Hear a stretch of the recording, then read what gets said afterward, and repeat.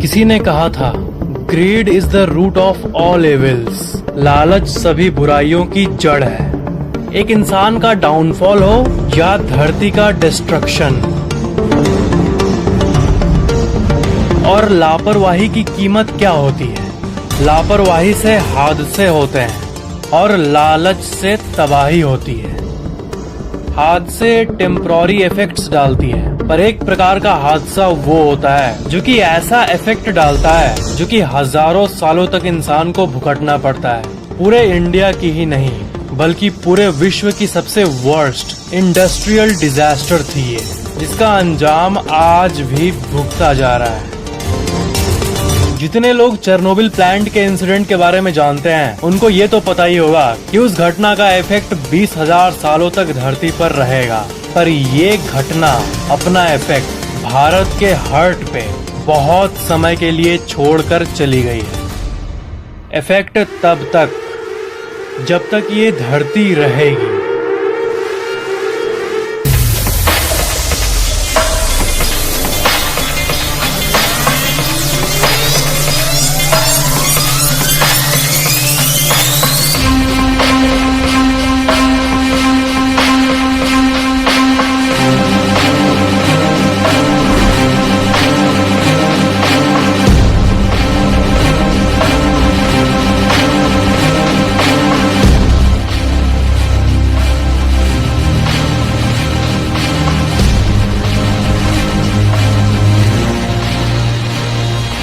The untold story of Bhopal.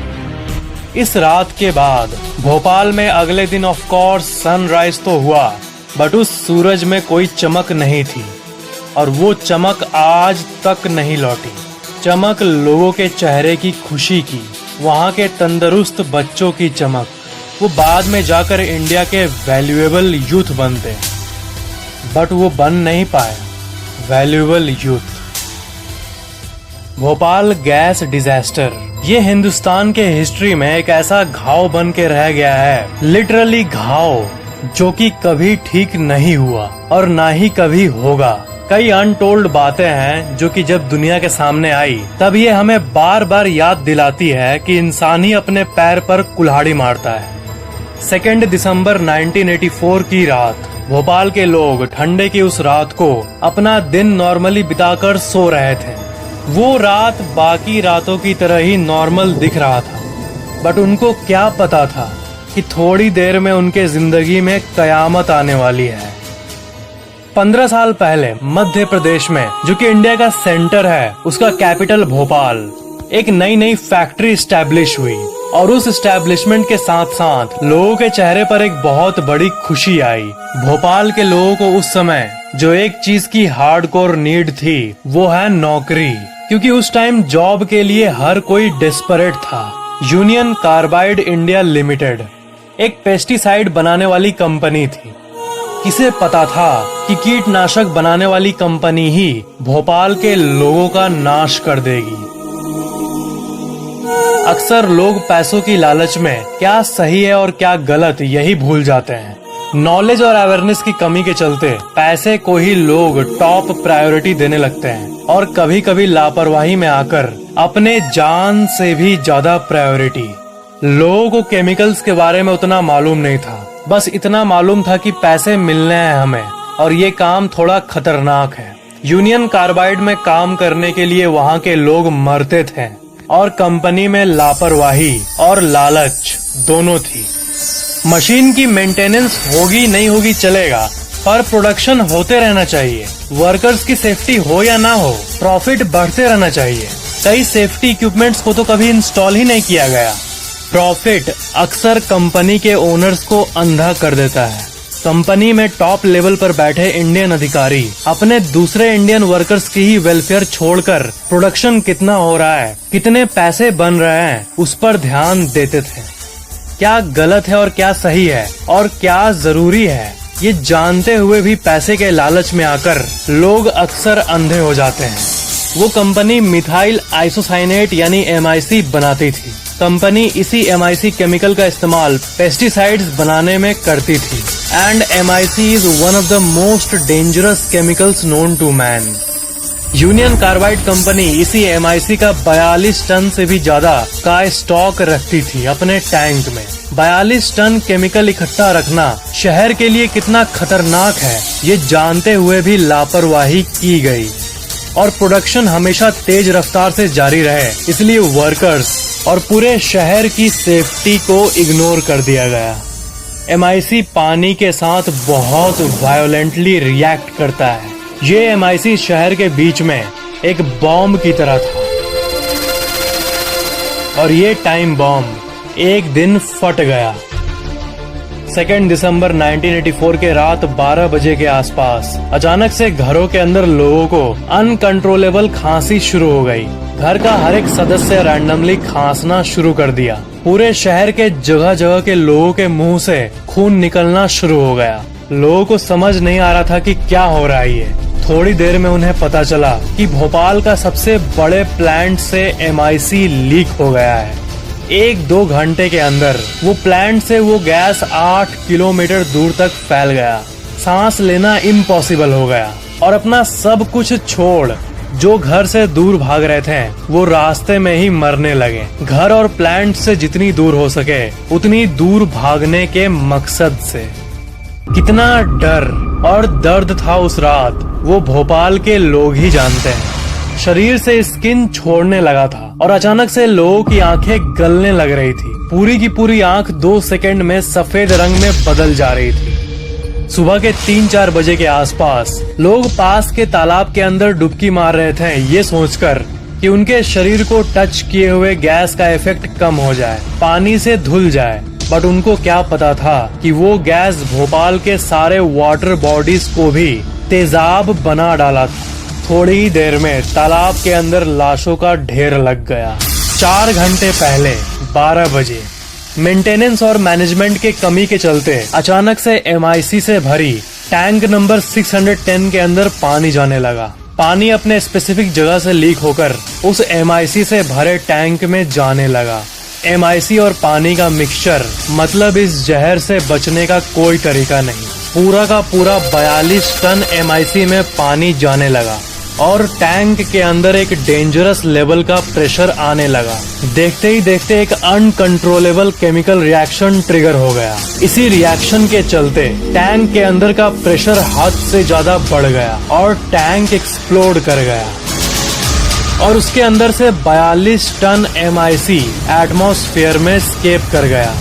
MIC शरीर में घुसकर खून के साथ मिलकर फेफड़ों के ऊपर बहुत ज्यादा फोर्स के साथ प्रेशर डाल रहा था, जिससे सांस लेना लगभग नामुमकिन हो रहा था। सुबह 5 बजे के बाद शहर में डेड बॉडीज की कतारें लग गईं। अगले सुबह का जो सूरज निकला वो भी शायद कह रहा होगा, क्या हो गया ये भोपाल को। एक रात में वहाँ के लोगों ने सब कुछ खो दिया, सब कुछ। पूरे शहर में लाशें बिखरी पड़ी थी, रेलवे ट्रैक्स पर, तालाबों में, घरों में, जानवरों और इंसानों की लाशों से पूरा भोपाल घिरा हुआ था। इस घटना के चलते भोपाल के लोगों ने एक रात में अपना घर खो दिया, अपने बच्चों को खो दिया, अपने जिंदगी को खो दिया। पूरा इंडिया उस दिन कांप उठा था। करीब 2000 लोगों की मौत एक रात में हो गई थी और लाखों लोगों के अंदर वो जहर घुस गया जो कि उनके DNA को ब्रेक करके उनके आने वाली फ्यूचर पीढ़ी को भी डिसेबल्ड जन्म देने वाली थी। 5,20,000 से भी ज्यादा लोग उस गैस के संपर्क में आए। 500,000 लोगों के जीन्स को इफेक्ट किया ये गैस, उनको, उनके आने वाले बच्चों को और उन बच्चों की आगे की पीढ़ी, सब में बीमारी का एक हॉरिफिक एश्योरेंस कर दिया। आज तो है ही, बट आने वाली पीढ़ियों के लिए भी डिसेबिलिटी का एक चेन क्रिएट कर दिया। आने वाले कुछ दिनों के अंदर शारीरिक प्रॉब्लम, न्यूरोलॉजिकल प्रॉब्लम हर उस इंसान में दिखा जो उस गैस के संपर्क में आया। ऑफिशियल आंकड़े ये बताती है कि करीब 3,787 लोगों की डेथ हुई, बट वहाँ के लोग अभी भी ये क्लेम करते हैं कि रियल नंबर 16,000 से भी ज्यादा है। भोपाल के आई विटनेस ये कहते हैं कि पहले 72 घंटों में ही 10,000 से भी ज्यादा लाश पूरे भोपाल में बिछ गई थी। उस घटना के कुछ दिन महीने और साल बाद तो ऐसी हालत हो गई कि वहाँ के लोग ये कहने लगे कि उस रात जो मारे गए थे वो खुशनसीब थे, बदनसीब तो वो है जो बच गए। डिसेबल्ड बच्चे, कैंसर, न्यूरोलॉजिकल प्रॉब्लम्स। भोपाल को हमेशा के लिए वो गैस अपने चपेट में ले लिया था उस दिन। उस घटना का इफेक्ट आज भी भोपाल में मौजूद है। भोपाल में डिफेक्टिव बर्थ्स का नंबर बढ़ गया। कोई बच्चा बहरा पैदा होता तो कोई बिना रोशनी के जन्म लेता। आज भी वहाँ के कुछ लोग हॉस्पिटल्स में रेगुलरली जाते हैं उसी गैस के चलते हुई बीमारी या उससे रिलेटेड कोई दिक्कत को ट्रीट करने।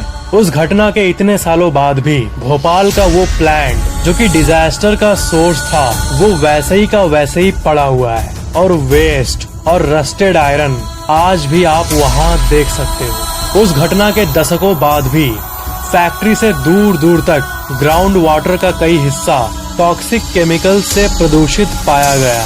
इसलिए हैंड पंप्स और मोटर्स के थ्रू सिर्फ कुछ घरों में ही साफ पानी निकलता है। ज्यादातर घरों में वही पानी निकलता है जो कि दिखता तो साफ है, बट उसमें आज भी कई एलिमेंट्स मौजूद हैं, जो कि 3 दिसंबर 1984 के रात को पूरे शहर में मौजूद हर एक चीज को टच कर गया था। यूनियन कार्बाइड के चेयरमैन वैरेन एंडरसन 24 फरवरी 1989 को इंडिया को $470 मिलियन यानी उस समय के 700 करोड़ रुपए इंडियन गवर्नमेंट के हाथों में सौंप दिए नुकसान के भरपाई के तौर पर सवाल ये है कि क्या सिर्फ 700 करोड़ रुपए से उनके डीएनए को रिपेयर किया जा सकता है?